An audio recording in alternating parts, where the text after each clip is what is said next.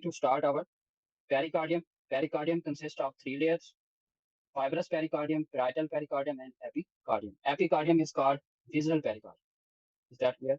So first of all, you should follow this diagram. This is fibrous, which is the outermost layer, and the next to the fibrous is parietal layer. That is very important for a clinical point of view. And the next is pericardial space. And after this pericardial space, there is epicardium, which is visceral pericardium, which is painless. Visceral pericardium causes no pain.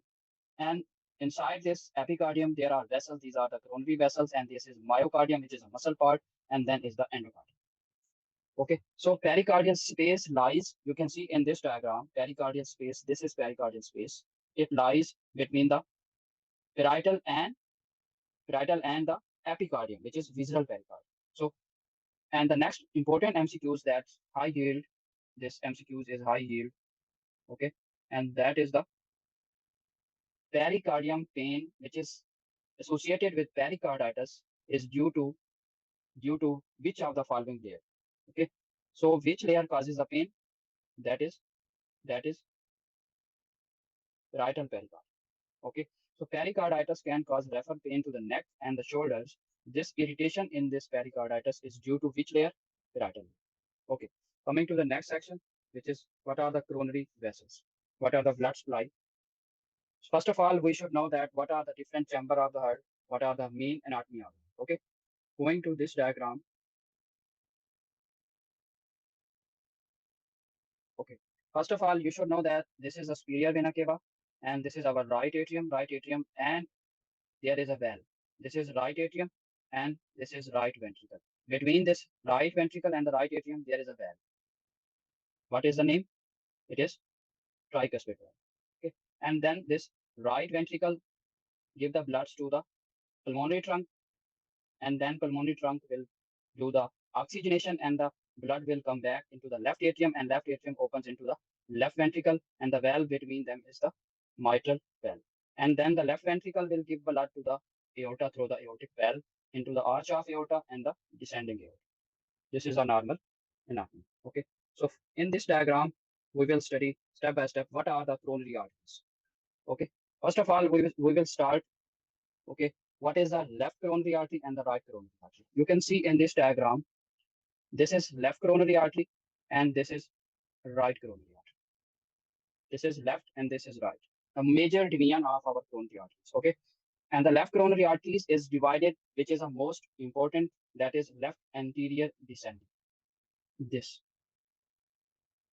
which is called LAD. It is also called the second name, that is anterior interventricular. Also, a small branch of LAD is called anterior interventricular branch. Okay, it is called anterior descending branch. It is a second name. Okay, so the next very important. So we will follow the first left coronary artery, and you can see in this diagram, we will follow the left coronary artery. Okay, so this is left coronary artery. So it is divided into the, first of all, into the two branches. One is left circumflex and second is LAD. So left coronary is giving the first branch. This is circumflex, which is coming to the left side of the left ventricle.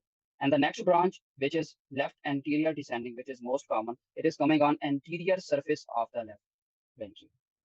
Okay, these are the two main branches. If I can say, the left coronary artery is divided into two: circumflex, which is coming on the lateral border of left ventricle, and left anterior descending, LAD, that is coming on anterior surface of the left ventricle. Okay, we have studied the left coronary artery. Now we will study the right coronary artery. Okay, so we will point out right coronary artery with this color.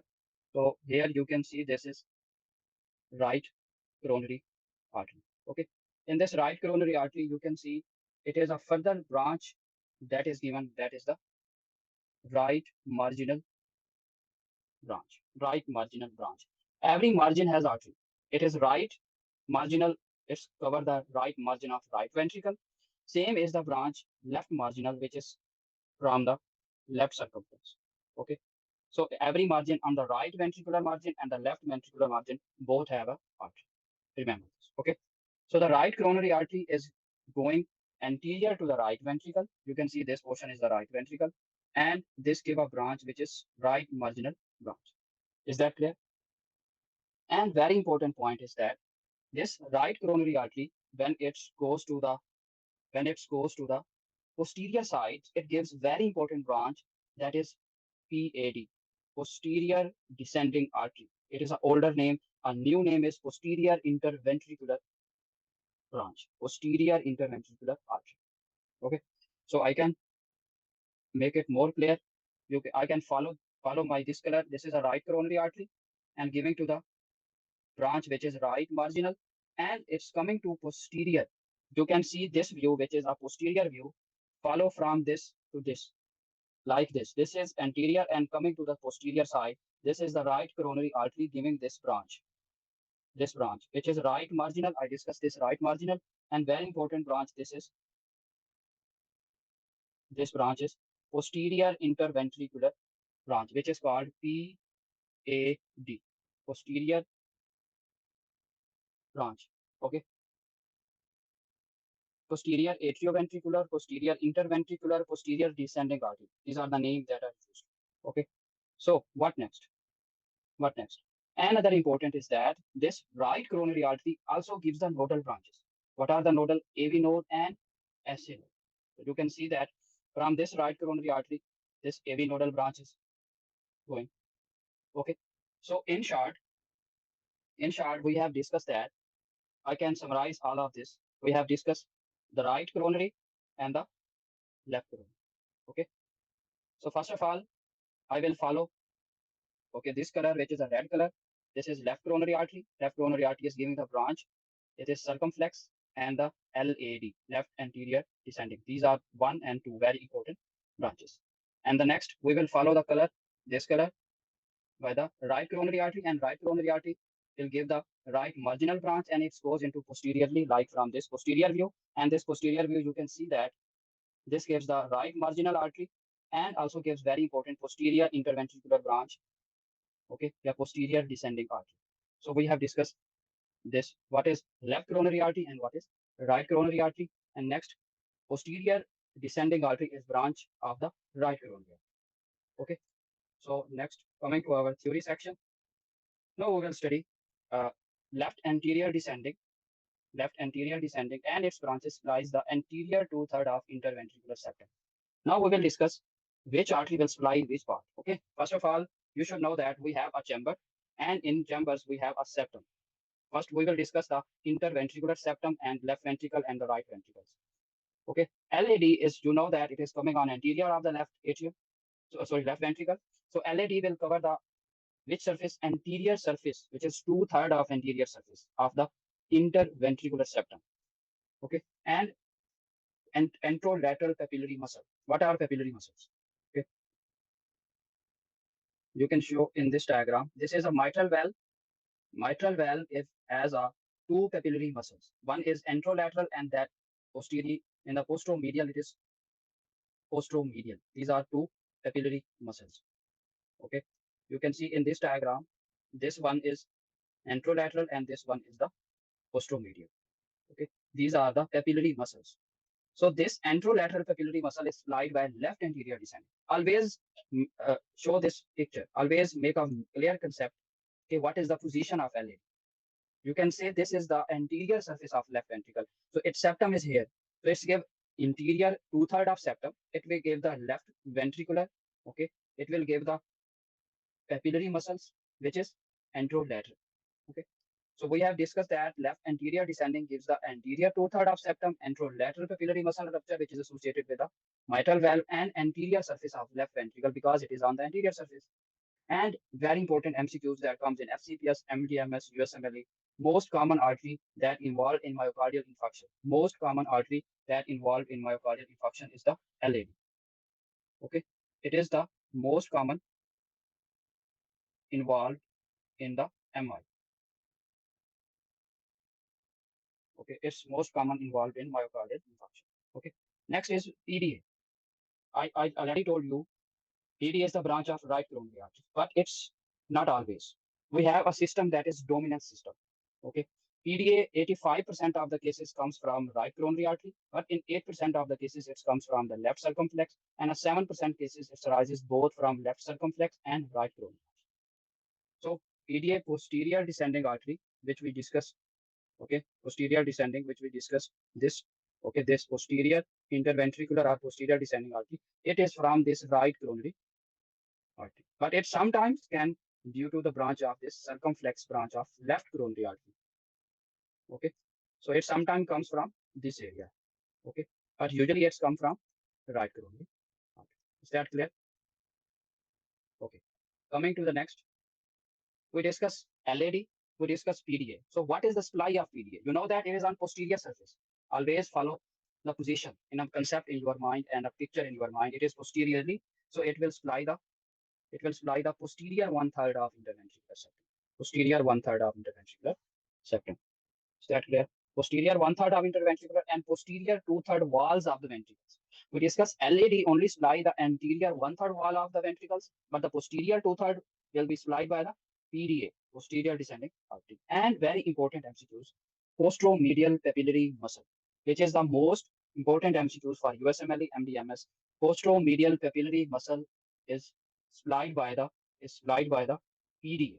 That is most common MCQs came a person who came with myocardial infarction, who has a history of mitral regurgitation, acute heart failure symptoms. Which of the following is the cause of this new onset murmur after myocardial infarction? That is very important MCQs. Okay, a patient came with a myocardial infarction history and he has a complication of mitral regurgitation.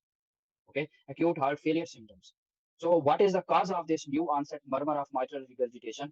Usually after myocardial infarctions, this happens due to posteromedial papillary muscle rupture. Okay, posteromedial papillary muscle rupture, very important MCQs. Okay, so next is what are the arteries that supply of our electrical system, like SA node, AV nodes. SA nodes and AV nodes always supplied by right coronary system, right coronary artery. Remember this. Okay, right coronary artery, and the right margin of right ventricle is supplied by the right marginal artery. Okay, is that clear? Now, coming to our this diagram, also you can see this is right coronary artery. It's giving the branch which is acute marginal artery, which is branch of the right coronary artery. And right coronary artery will go on posterior side, and this will give the PDA. You can see in this diagram PDA.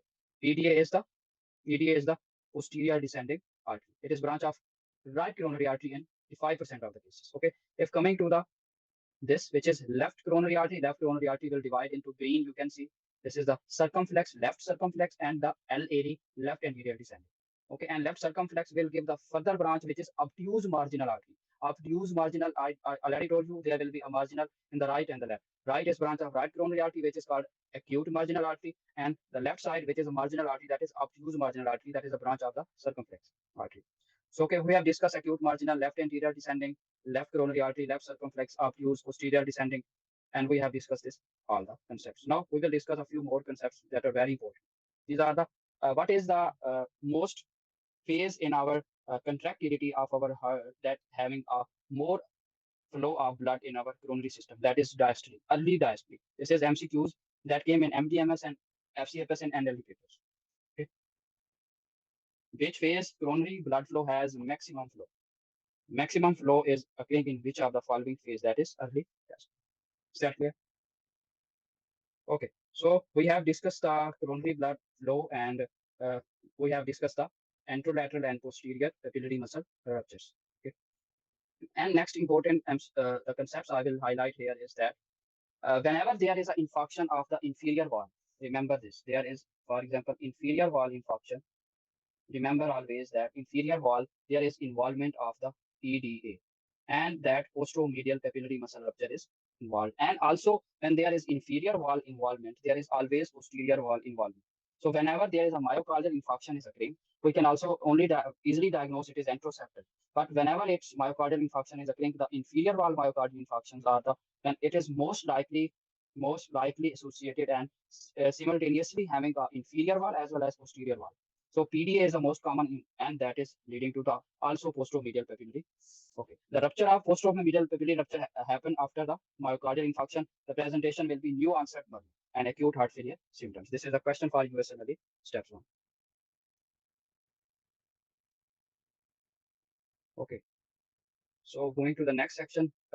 that is the venous drainage of the heart. What is the venous drainage of our heart system? It is not important. Actually, venous drainage is not very important. But a few of the concepts you must know that main our arteries, what are tributaries, and what is the main. You can see in this diagram. You can see in this diagram. This is coronary sinus. Okay, coronary sinus is actually of our main points. Main, which is the we have the venous drainage system that is very important. One is coronary sinus. Okay, you should just know the name of the veins that can carry the deoxygenated or venous system. Okay, it's not very important, but it is like you just know the names. Okay, coronary sinus, and you must know the cardiac vein anterior cardiac vein, and which are some are the minimal vein, which are called valveless veins. Okay, and these are the three main systems. But further in coronary sinus, further of the coronary sinus, it has divided into the three different tributaries. They collect the blood from different, like the left of the left ventricle, middle of the heart, and the right side of the heart. This is all the called middle and inferior and superior cardiac drainage that into the coronary sinus. But it's not very important, but you know the main, which is coronary sinus. All tributaries from the heart that drain into the coronary sinus, and coronary sinus drains into the right atrium. That is very important. All the venous drainage system, most of the venous drainage system is going to the coronary sinus. You can see in this diagram, it is coming to posterior side. This posterior side, and all this coronary sinus drain the venous system into this right atrium. Okay.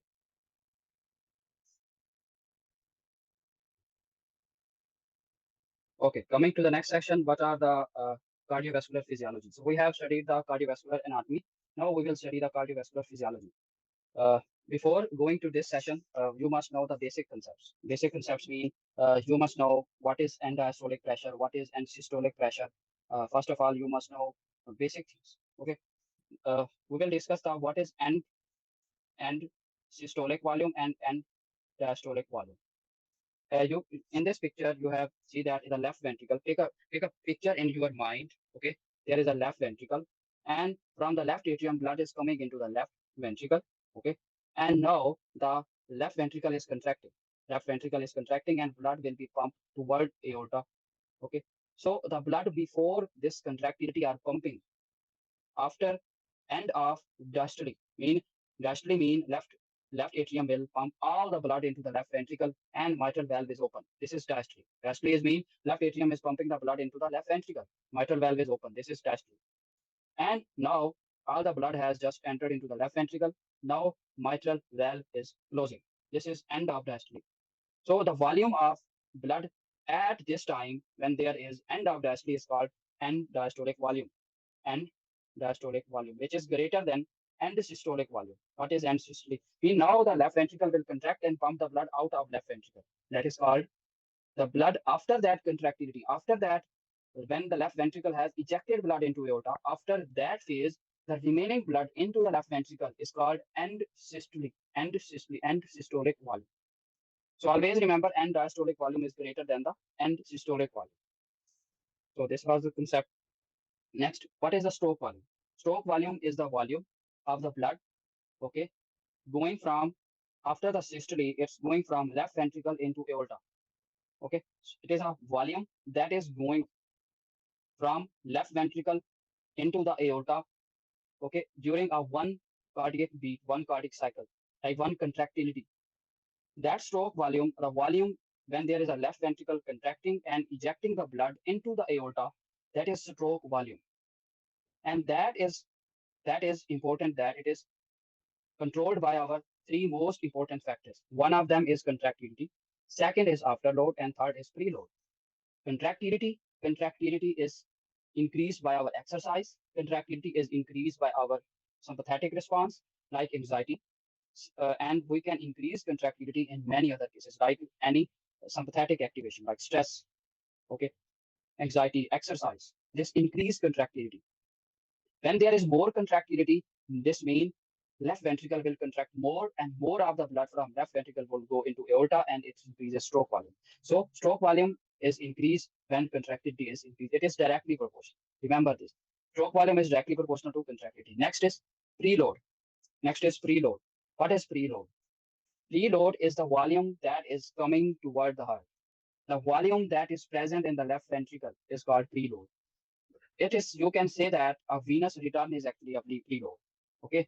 Superior vena cava, inferior vena cava, they are like having the blood and they are pumping the blood into the our right atrium. And right atrium, the same blood will come into the left atrium. Same blood will come into the left ventricle. So its mean venous return is actually preload. The amount of the blood that is going toward the heart is called preload. Okay. When we increase the flow, when we increase the blood, we increase the quantity, more of the blood will go out of the left ventricle. So this will also increase the stroke volume. So it's a simple concept. So preload increases, stroke volume increases. Is that clear? And the next is afterload. Afterload, it is, you can say that, okay, in this diagram, I can just make more clear what is afterload in this diagram.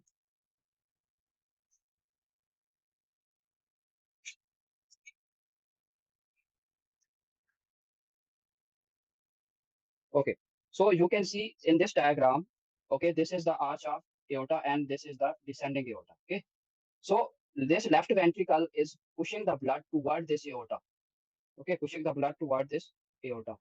Is that clear? But you think that there is a person sitting on this aorta and this is causing the obstruction of this ejection. Okay, ये stop कर रहा है.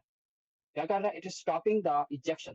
क्या कर रहा है? Left ventricle को aorta में blood को pump नहीं करने देगा. क्यों? This is resistance. क्यों है ये resistance? This resistance is due to peripheral arterial resistance. क्यों? क्योंकि ये जो आपको नीचे डायग्राम को फॉलो करेंगे, जो डिसेंडिंग एओर्टा है, आगे फर्दर कहाँ पे जाएगी? आर्टीरियोल्स में, आर्टरीज में कन्वर्ट होगी. और आर्टीरियोल्स क्या होती हैं? कंस्ट्रिक्टेड होती हैं. वो जब कंस्ट्रिक्ट करती हैं, they determine mean arterial pressure. Mean arterial pressure in arterioles की वजह से होता है. That constriction creates mean arterial pressure. जब ये ज्यादा होता है, ज्यादा आर्टीरियोल्स की कंस्ट्रिक्शन होती है, तो ये क्या करती हैं? दबाव डालती हैं. क्या? इसको कंस्ट्रिक्ट करती हैं.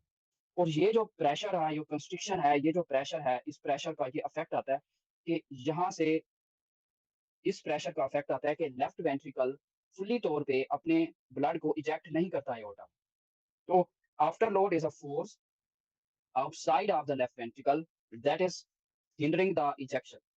वो क्या फोर्स है आफ्टर लोड की? वो है mean arterial pressure, arteriolar resistance that determines after load.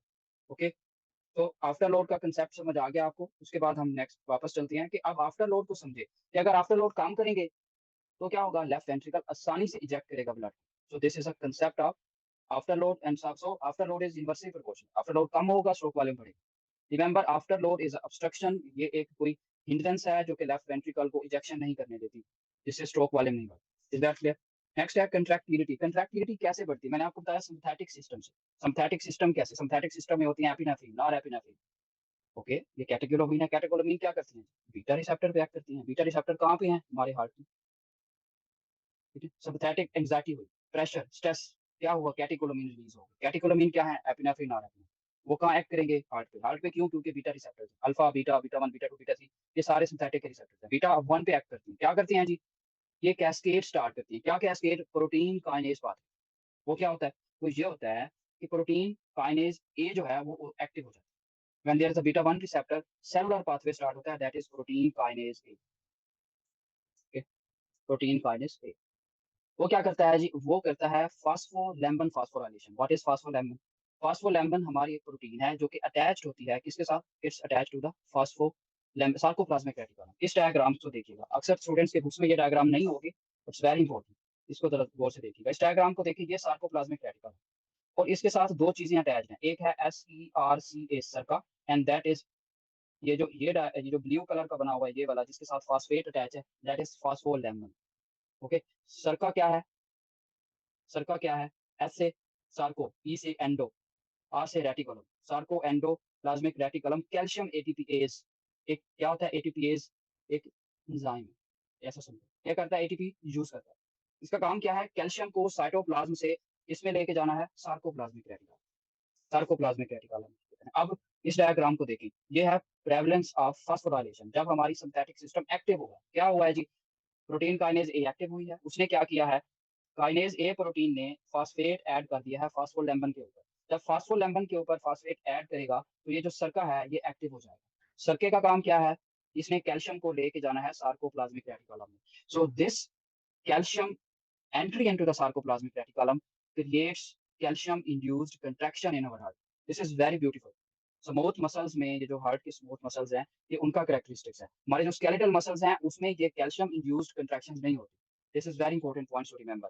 So what is the difference between the skeletal muscle and the heart muscles? That is heart muscles need calcium entry for contraction. तो ये calcium entry होती है cytoplasm से sarcoplasmic reticulum में।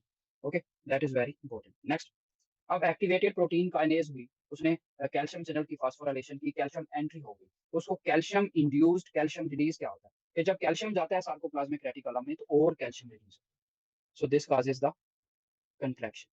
सो remember calcium is needed for contraction और contractility of our heart. Okay, next is what is sodium potassium ATPase pump. Okay, you can see in this diagram. इस ये diagram जरा गौर से देखें। सबसे पहले हम नॉर्मल चीज समझते हैं। नॉर्मल क्या होता है? नॉर्मली ये होता है कि जो पोटेशियम है, पोटेशियम ये और सोडियम इसका पंप होता है। ये कैसे वर्क करता है? इस तरह वर्क करता है कि पोटेशियम अंदर आता है और सोडियम बाहर जाता है। पोटेशियम अंदर आता है, सोडियम बाहर जाता है। ये नॉर्मली होता है sodium potassium ATPase pump. Okay, अब क्या होगा कि अगर इसको हम डिजिटैलिस एक ड्रग है उसके साथ हम एसोसिएट करेंगे कि हार्ट फेलियर में जिसमें कंट्रैक्टिलिटी खराब हो जाती है, no contractility in the heart failure, what will happen in heart failure when there is no contractility? हमने आर्टिफिशियली या ड्रग्स के जरिए कंट्रैक्टिलिटी बढ़ानी है, तो उसका मैकेनिज्म इधर बताया हुआ है कि डिजिटैलिस का क्या मैकेनिज्म है, वो कैसे कंट्रैक्टिलिटी बढ़ाती है। उसका ताल्लुक इस तरह से है कि ये सबसे पहले एक्ट करती है सोडियम पोटेशियम एटीपीएस पंप के ऊपर। सोडियम पोटेशियम एटीपीएस पंप में ये हो गया खत्म, कैंसर, इसका नॉर्मल फंक्शन खत्म हो गया। कैसा नॉर्मल फंक्शन था कि ये इसको अंदर लेके आ रहा था पोटेशियम को और सोडियम को बाहर। अब क्या होगा, उलट होगा कि सोडियम को बाहर लेके जाता था सेल से, तो अब सेल के अंदर सोडियम अकोमोडेशन स्टार्ट हो जाएगा। This accommodated sodium will be high in our cell. फिर क्या होगा, फिर एक और एक्सचेंजर होता है, that exchanger is called calcium sodium exchanger. Calcium sodium exchanger, calcium cytoplasm के ऊपर अंदर पड़ा हुआ है, सोडियम सेल के अंदर ज्यादा हो चुका है डिजिटैलिस ड्रग देने से। तो व्हाट विल हैपन, तो कैल्शियम साहब कहेगा इसको, अंदर वाले सोडियम को, कि भाई मैं अंदर आता हूँ तू बाहर आ जा, मैं अंदर आता हूँ तो बाहर आ जा। तो अंदर वाला सोडियम ज्यादा हुआ है, क्यों? क्योंकि डिजिटैलिस के जरिए हमने सोडियम पोटेशियम एटीपीएस पंप को रोक दिया, हमने इसको खत्म कर दिया। इसकी वजह से क्या हुआ है जी, हमारा ये हुआ है कि ये जो हमारे पास सोडियम है ये बढ़ चुका है, ये बहुत ज्यादा हो चुका है। अब क्या होगा, कैल्शियम सोडियम एक्सचेंजर है, उसने करना है एक्टिव हो जाएगा। वो क्या करता है, वो कैल्शियम को अंदर ले आएगा और सोडियम को बाहर ले जाएगा। आप इस डायग्राम को जरा देखिए कि ये क्या कर रहा है, कैल्शियम अंदर आ रहा है, ओके, कैल्शियम अंदर आ रहा है और ये सोडियम बाहर जा रहा है। तो जब सोडियम ज्यादा होगा तब ये सोडियम कैल्शियम एक्सचेंजर एक्टिव होगा, तो कैल्शियम अंदर ज्यादा आएगा। जब सोडियम अंदर ज्यादा है तो सोडियम जब बाहर निकलेगा उतना कैल्शियम अंदर आएगा, जितना सोडियम बाहर जाएगा उतना कैल्शियम अंदर आएगा। तो कैल्शियम जब ज्यादा होगा सेल के अंदर, आई टोल्ड यू ऑलरेडी, इस causes contractility.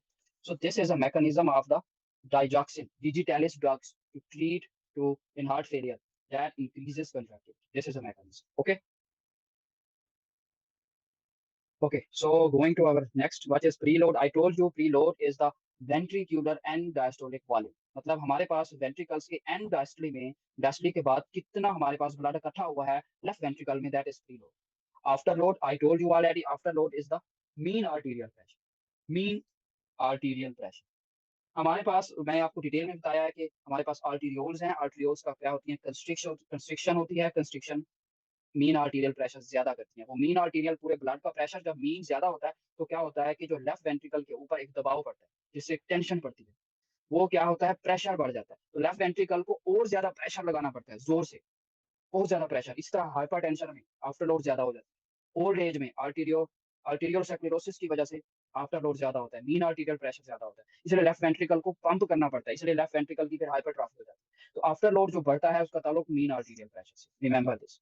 और हमारे पास एक एमसीक्यूज है, एस इनहिबिटर जो है, एंजियोटेंसिन कन्वर्टिंग एंजाइम इनहिबिटर और एंजियोटेंसिन रिसेप्टर ब्लॉकर, वो प्रीलोड और आफ्टर लोड दोनों को कम करती है। यूएसएमएलई का इंपॉर्टेंट एमसीक्यूज है कि एक टेबल इस तरह देते हैं कि कौन एसी इनहिबिटर्स किसको कम करती हैं, किसको ज्यादा करती हैं, तो बोथ प्रीलोड आफ्टर लोड दोनों को कम।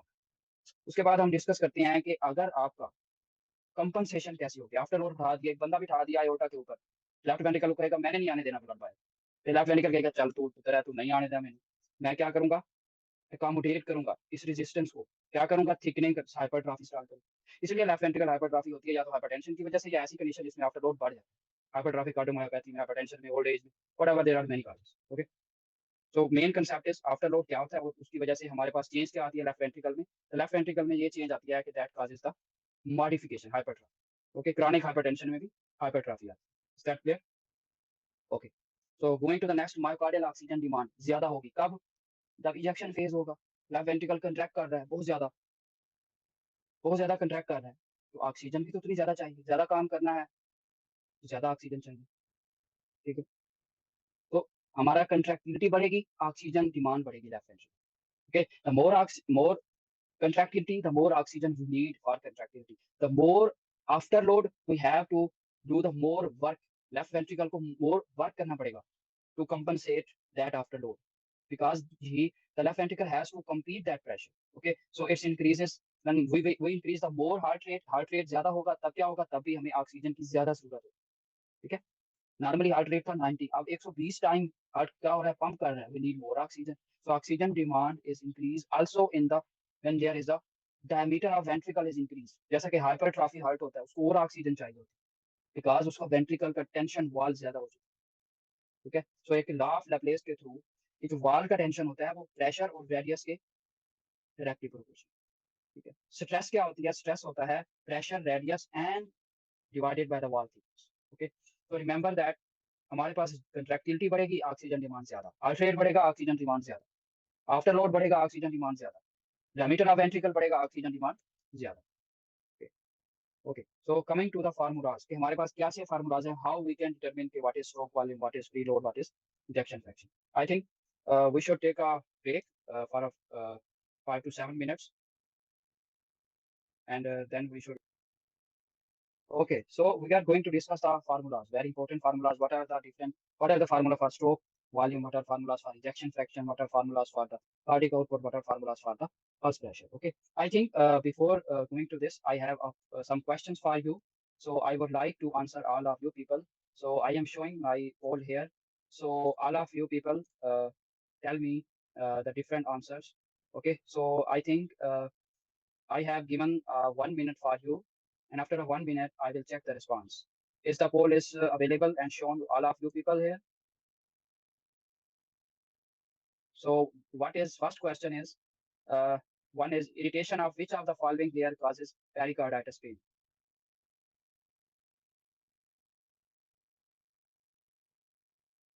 Okay, thank you.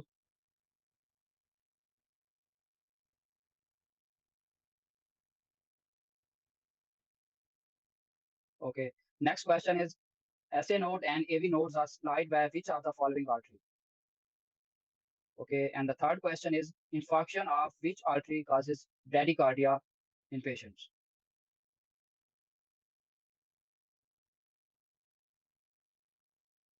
Please respond the polls. Only four people have answered this question. I think there are 17 people, but have been receiving only 5 of the responses. Just 20 seconds has left. Okay. उसके बाद हमारे पास आ जाता है Fick principle cardiac output is equal to rate of oxygen consumption and arterial oxygen minus venous oxygen content. This is content. We will study more in respiratory system.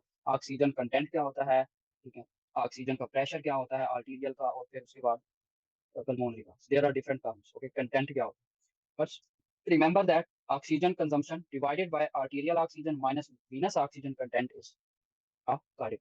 Okay, not very important, but it's only sometime asked in USMLE, but it's not very important. Okay, pulse pressure, very important topics. Pulse pressure is very important for USMLE, for MDMS, for FCFS, for NLE students. Okay, what is pulse pressure? Pulse pressure is the pressure, okay, the difference of pressure between the systolic and the diastolic. Okay, is the difference. It is directly proportional to the stroke volume and inversely proportional to arterial compliance.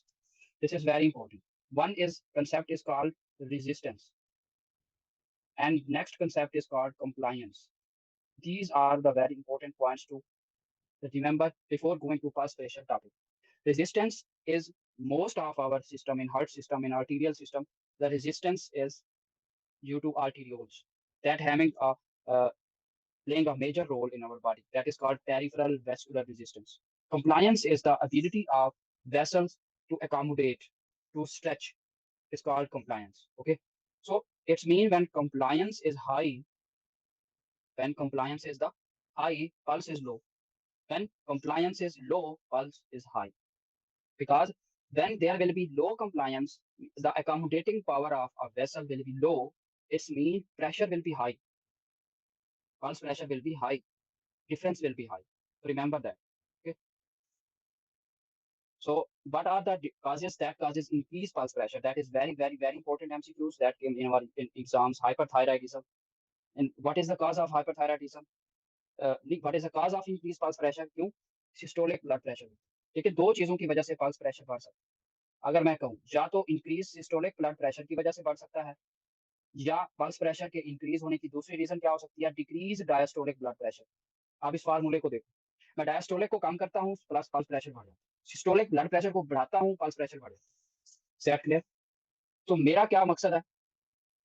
Pulse pressure बढ़ाना। तो अब hyperthyroidism में क्या होता है? Systolic blood pressure बढ़ता है कि डायस्टोलिक कम होता है? Systolic blood pressure. Aortic regurgitation में क्या होता है? डायस्टोलिक ब्लड प्रेशर कम होता है, जिसकी वजह से पल्स बढ़ती है। एआरटिक स्टिफनिंग में क्या होती है? एआरटिक स्टिफनिंग में क्या होता है? Systolic blood pressure. Okay. Obstructive sleep apnoea में सिंथेटिक टोन बढ़ती है, कंट्रैक्टिलिटी बढ़ती है, जिसकी सिस्टोलिक ब्लड प्रेशर। इनीमिया में क्या होता है? हिमेटो विस्कोसिटी बढ़ती है, विस्कोसिटी बढ़ती है। इसकी इसकी वजह से क्या होता है? डायस्टोलिक और सिस्टोलिक दोनों है, और थ्योरी कहती है डायस्टोलिक कम। एक्सरसाइज ट्रांजिएंट सिंथेटिक टोन बढ़ती है, सिस्टोलिक ब्लड प्रेशर। तो there are factors. Decrease diastolic, pulse pressure बढ़ेगा। सिस्टोलिक ब्लड प्रेशर बढ़ा तो पल्स प्रेशर बढ़ेगा। Okay. So what is mean arterial pressure? Mean arterial pressure is the cardiac output multiplied by total peripheral resistance. और mean arterial pressure को determine करने का formula होता है, okay, that is 2/3 of the diastolic blood pressure plus 1/3 systolic blood pressure. अब हम इसको थोड़ा सा नॉर्मली देख लेते हैं। हमारे पास सिस्टोलिक ब्लड प्रेशर कितना है? नॉर्मली 120। और डायस्टोलिक ब्लड प्रेशर कितना है हमारे पास? डायस्टोलिक ब्लड प्रेशर हम 80 लेते हैं। अगर हम इस फार्मूले को रखें तो क्या होगा? मीन आर्टीरियल प्रेशर कितना होगा? 2/3 डायस्टोलिक ब्लड प्रेशर को काउंट करो, कितना आएगा? 2/3 इसका निकालो, 2/3 इसका निकालो सिस्टोलिक ब्लड प्रेशर का, ठीक है, और इसका निकालो, आई थिंक ये 53 आएगा। और उसके बाद 1/3 ऑफ 1/3 सिस्टोलिक ब्लड प्रेशर का करो, तो ये आएगा हमारे पास 40। तो अगर हम टोटल इसको काउंट करें it will be 93। Okay. So mean arterial pressure usually is between 92 93 to 95। It is a normal mean arterial pressure. Okay. Okay, going to the next session which is our Starling curves. What is Starling mechanism? Frank-Starling ने कहा था कि the force of contraction in the is directly proportional to the end diastolic muscle contraction of left ventricle. In simple words का मतलब ये है कि जितना लेफ्ट वेंट्रिकल की स्ट्रेचिंग ज्यादा होगी, कार्डियक मसल्स के जो फाइबर्स होंगे उनकी लेंथनिंग ज्यादा होगी, उतनी ज्यादा वो फोर्स लगाएगा ब्लड को इजेक्ट करने की कोशिश करेगा। मतलब इसका कहने का ये है कि जितना ज्यादा आप उसके लेफ्ट वेंट्रिकल में ब्लड डालोगे, उतना ज्यादा स्ट्रेचिंग होगी कार्डियक मसल फाइबर के अंदर, तो उतना ज्यादा लेफ्ट वेंट्रिकल कंट्रैक्ट करके उस ब्लड को एओर्टा में डालेगा, इजेक्शन करेगा। This is called Frank Starling law. Force of contraction directly proportional, force of contraction directly proportional to end diastolic length of cardiac muscle fiber। मतलब इन सिंपल अगर मैं इसको अल्फाज में डिस्क्राइब करूं, प्री लोड जितना ज्यादा होगा, प्री लोड जितना ज्यादा होगा उतनी ज्यादा स्ट्रोक वॉल्यूम। जितना ज्यादा कंट्रैक्टिलिटी करेंगे हार्ट, ब्लड आएगा, उतनी ज्यादा क्या होगा? Stroke volume. मतलब सिंपल कहता है कि जितना ज्यादा आपके पास एंड डायस्टोलिक वॉल्यूम आएगा लेफ्ट वेंट्रिकल में, उतनी ज्यादा stroke volume. This is Starling curve. क्या होती है इस description of this mechanism into, हमारे पास जो है ना एक एक्स एक्सिस और वाई एक्सिस पे इस डिस्क्रिप्शन के कर्व बनाते हैं, उसको कहते हैं स्टार्लिंग कर्व। वो क्या होती है आप देखिए, इस डायग्राम को आप गौर से देखिए। हम नॉर्मल पेशेंट को देखते हैं। पहले नॉर्मल पेशेंट में हम क्या कर रहे हैं? लेफ्ट वेंट्रिकल में ब्लड डाल रहे हैं, डाल रहे हैं, डाल रहे हैं। लेफ्ट लेफ्ट एट्रियम से आ रहा है, लेफ्ट वेंट्रिकल में जा रहा है, लेफ्ट एट्रियम से आ रहा है, लेफ्ट वेंट्रिकल में जा रहा है। तो क्या होगा, आहिस्ता आहिस्ता जब हम इसको आहिस्ता आहिस्ता इस तरफ देखें, बढ़ाते जा रहे हैं प्री लोड, तो ये देखें ना आहिस्ता आहिस्ता ये भी स्ट्रोक वॉल्यूम बढ़ा रहा है, स्लोली इंक्रीज कर रहा है। मोर preload coming, more stretching of left ventricle, more ability of left ventricle muscle to having contractility, more pumping of blood out of left ventricle into aorta. Okay, that is Frank-Starling curve. कि normal patient में ये curve, normal patient में ये curve. अच्छा, अब normal patient के अलावा हम क्या करती हैं, एक पेशेंट को कहते हैं आप दौड़ लगाओ, भागो, एक्सरसाइज करो। What will happen in exercise? What change will occur in exercise? There will be the in exercise there will be the most important change. What will be that change? Okay, so we have discussed that कि what is the normal when there will be the stretching, तो क्या होगा normally। अब हम क्या discuss कर रहे थे कि कंट्रैक्टिलिटी बढ़ानी है, अब एक्सरसाइज करवानी है। एक पर्सन को कहना है कि डू द एक्सरसाइज, अब एक्सरसाइज कर रहा है, एक्सरसाइज में क्या होगा, आपने पहले पढ़ा है कैटेकोलामीन्स बढ़ेंगे, पॉजिटिव आयोनोट्रॉप्स या कोई ऐसी ड्रग्स दें जो कि कंट्रैक्टिलिटी बढ़ाएंगी, कंट्रैक्टिलिटी से स्ट्रोक वाले में। तो कर्व क्या है, लेफ्ट साइड पे जाएगी, this curve, green curve. Left side की तरफ जाने का मतलब ये है कि थोड़ा सा प्रीलोड लेफ्ट वेंट्रिकल में आ रहा है, लेकिन ज्यादा स्ट्रोक वाले में आ गया। आप इस डायग्राम को जरा समझिए, देखें इस लेवल के ऊपर अगर मैं ये पॉइंट लेता हूँ, फॉर एग्जांपल ये एंड डायस्टोलिक वॉल्यूम जो है वो 70 ml ब्लड है, तो इसके ऊपर नॉर्मल पेशेंट का स्ट्रोक वॉल्यूम इतना होता है, लेकिन एक्सरसाइज का स्ट्रोक वॉल्यूम ज्यादा हो गया, यहाँ होता है। इसका मतलब है कि एक कंट्रैक्टिलिटी बढ़ाने से एंड डायस्टोलिक वॉल्यूम बेशक उतना ही रहता है, लेकिन हम स्ट्रोक वॉल्यूम बढ़ा सकते हैं। अच्छा, ऐसे फंक्शन जिसमें कंट्रैक्टिलिटी कम करवा के, ऐसी कंडीशन कौन सी है जिससे कंट्रैक्टिलिटी कम होगी, वो कौन सी होगी, जैसा कि मायोकार्डियल इंफार्क्शन। ठीक है, मायोकार्डियल इंफार्क्शन वाले में क्या होगा, हार्ट कंट्रैक्ट ही नहीं कर रहा, ब्लड सप्लाई नहीं है, पंपिंग नहीं है, बीटा ब्लॉकर देंगे जो हार्ट को क्या करेंगे, रोक देंगे, या कैल्शियम चैनल ब्लॉकर देंगे, या कार्डियोमायोपैथी होगी, सिस्टोलिक डिसफंक्शन होगा, तो क्या करेगा, कंट्रैक्टिलिटी कम होगी। जैसे कि ये हार्ट फेलियर है, ये देखो इस पेशेंट में इतना ज्यादा प्रीलोड पड़ा हुआ है, लेकिन वो जा नहीं रहा है, ऑटम कंट्रैक्टिलिटी नहीं है, लेफ्ट वेंट्रिकुलर पंप भी नहीं कर रहा, हार्ट फेलियर जो है। इसलिए इस पेशेंट में देखो इतना स्ट्रोक वॉल्यूम है बस, और उसका लेफ्ट वेंट्रिकल फील्ड है। ओके, तो क्या हुआ, अच्छा अब ऐसी कंडीशन है कि हार्ट फेलियर है, अब हम एक डाइजॉक्सिन ड्रग दे देते हैं, तो उससे क्या फायदा होता है, कंट्रैक्टिलिटी बढ़ती है, तो कर्व थोड़ी सी ऊपर आ जाएगी, यहाँ पे स्ट्रोक वॉल्यूम बढ़ जाएगा, बट वो नॉर्मल के इक्वल नहीं आएगा, क्योंकि नॉर्मल के इक्वल नहीं आ सकता। हार्ट फेलियर के पेशेंट में डाइजॉक्सिन देने से कर्व लेफ्ट साइड पे तो जाएगी, but it will not be equal to normal patients. So in summary we understand that what is the Frank Starling curve, उसका मैकेनिज्म क्या है, और उसकी हमारी डेली चेंजेस के ऊपर क्या इफेक्ट आ सकता है। Step clear, okay. So going to the next, resistance, pressure and flow, ये क्या होता है। आपने एक ओम्स लॉ पढ़ा होगा, ओम्स लॉ कहता है कि इलेक्ट्रिसिटी जो पास करती है किसी भी सर्किट में, फिजिक्स के स्टूडेंट्स को ज्यादा आता होगा कि वो करंट और रेजिस्टेंस के इक्वल है, ठीक है, वो करंट और रेजिस्टेंस के इक्वल है। इसी तरह हमारी बॉडी के अंदर भी एक फ्लो है, बट वो फ्लूइड का फ्लो है।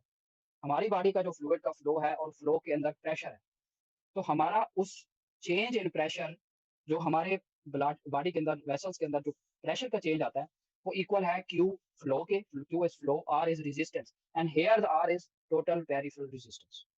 Okay, so in our body, delta P change in pressure in our vessel is equal to flow of the fluid multiplied by total peripheral resistance. This is our body formula. हमारे अगर हम उस फार्मूले को अपनी body के ऊपर apply करेंगे तो क्या होगा, change in pressure is equal to flow which is fluid flow multiplied by R, and R is total peripheral resistance. अब ये total peripheral resistance जो है वो कौन डिटरमिन करता है, वो कौन डिटरमिन करता है, arterioles. This is important MCQs for FCPS MDMS, बहुत ज्यादा इंपॉर्टेंट है।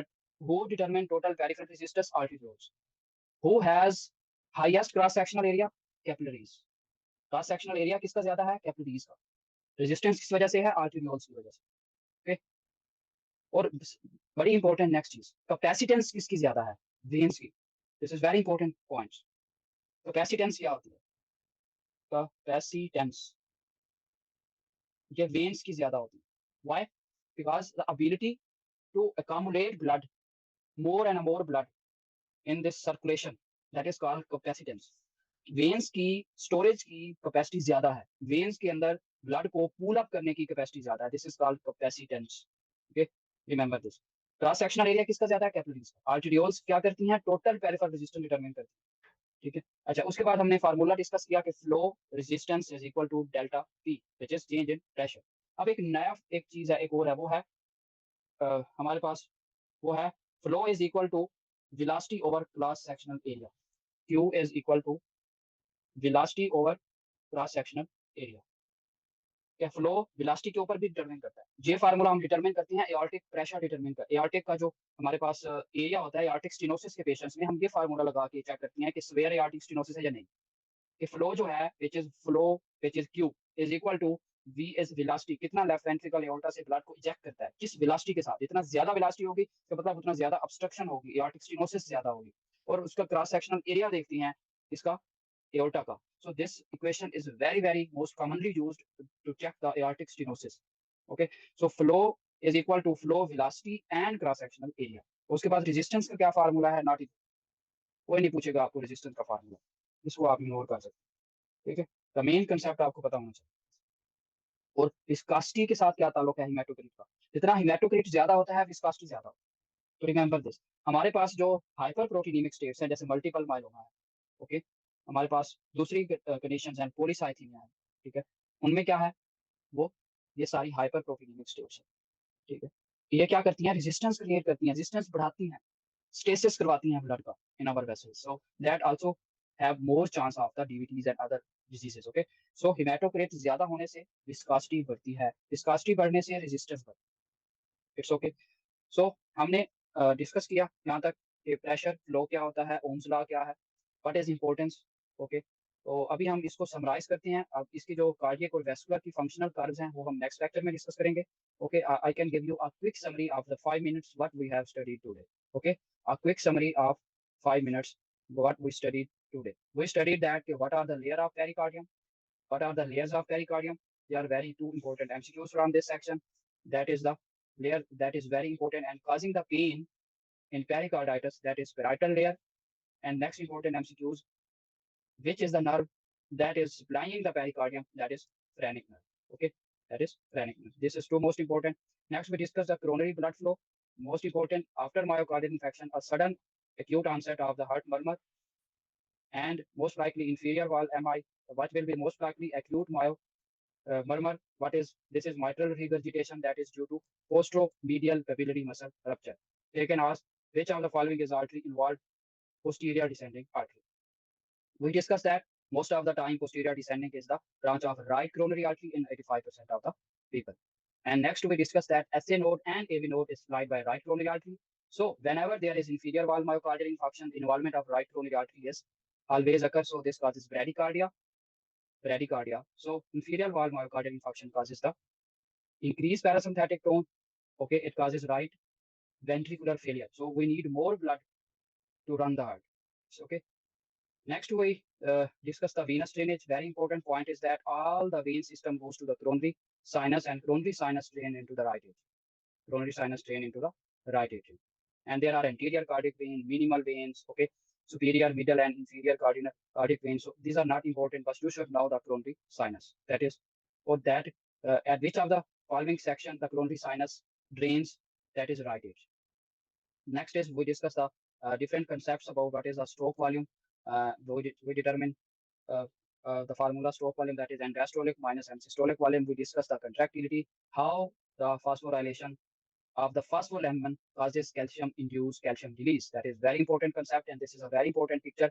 Okay, I have just told you this is phosphorylation of phospholaminin that causes the calcium from cytoplasm into the sarcoplasmic reticulum. So this calcium-induced calcium release causes contractility. Now we discuss that digitalis, how digitalis causes increased contractility. Okay, we discuss this very important point, and next we discuss that different formulas, and we discuss very important exam point of view is pulse pressure. What are the diseases that increases pulse pressure? These are hyperthyroidism, aortic regurgitation, aortic stiffening, and obstructive sleep apnea, anemia, and exercise. Okay, and also decrease. We have not discussed the decrease. So I think you should remember this.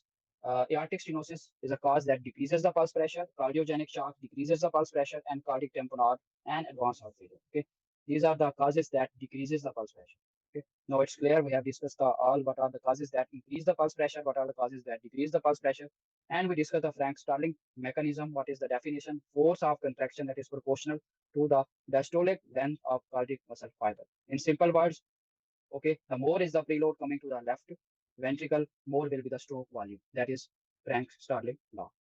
Then we discuss arterioles as the major culprit that having the accounting the total peripheral resistance, and capillaries are having highest total cross sectional area. We discuss hematocrit is more, then there will be more peripheral resistance. What are the increased hematocrit conditions? Multiple myeloma, polycythemia. Okay. So we discussed that what is the Ohm's law, change in pressure is equal to flow and resistance. Change in pressure in our vessels is equal to Q is flow is blood flow, and R is total peripheral resistance in our body. And we discussed that what is the importance of flow is equal to velocity and cross-sectional area. That is important to determine the valve stenotic severity. Okay. We check always that when there is a aortic stenosis, we see more velocity, it means there is a more obstruction. There is a decrease area to compensate the flow. So this is a we check very applicable. This formula is very applicable in our aortic stenosis. Okay. So we also discuss that the resistance and also discuss the capacitance. Okay. Veins has more capacitance. It has ability to store the blood. Okay. So thank you so much for all this session. Any question is you can ask in our group in our session. Thank you for your cooperation. Okay.